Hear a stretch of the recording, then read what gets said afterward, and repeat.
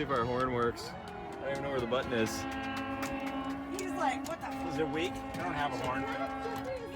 Either the breaker's off or it's broken again. 4th of July weekend, Emerald Bay. It's Saturday. We came out on Thursday midday.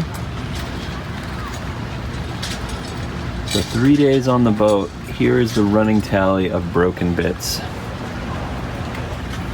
The red plastic knob on my throttle crumbled just from age. That's a Morse control, so I assume that'll be easy to find on eBay, the internet. Next, when we dropped anchor to watch the fireworks, this is the rubber clutch for the windlass. There are 2 of these rubber pads. So these are done. Lumar is the manufacturer. I'm going to take off the one that's still intact. I'll measure the diameter and see if I can order replacement rubber pads. These were, even before this thing disintegrated, you can see there, the corrosion has transferred over to the rubber pads and smoothed them out. So the rubber's compressed and they just slip. Even with the clutch locked down, it slips. It doesn't get a good bite. Lost another canvas snap. The threads of the holes have torn out in the fiberglass, so I'm gonna have to drill new holes, fill the old ones, and just offset these a little bit, reinstall. My son is cleaning up a mess he made.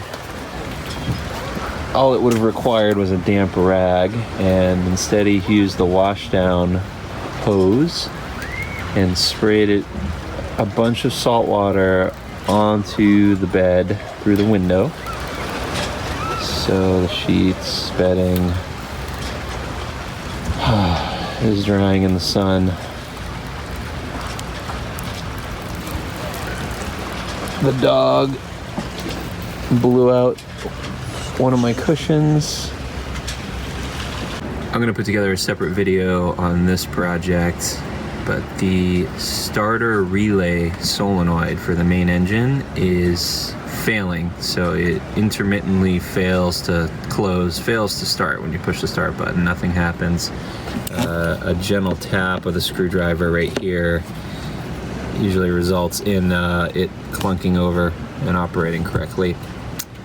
This is a spare used solenoid I had on board. This was actually when we bought the boat.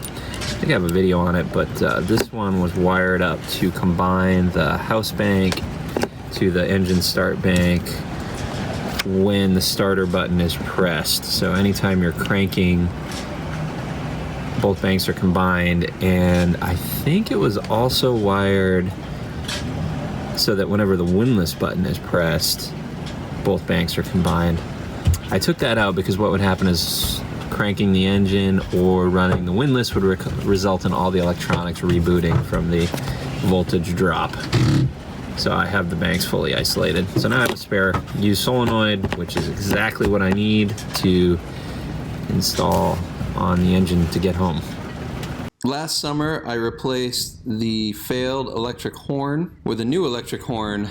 Now it doesn't work, it just kind of wheezes. It spins, but I don't get a loud horn sound. I think I blew it and didn't angle it down to allow water to drain out.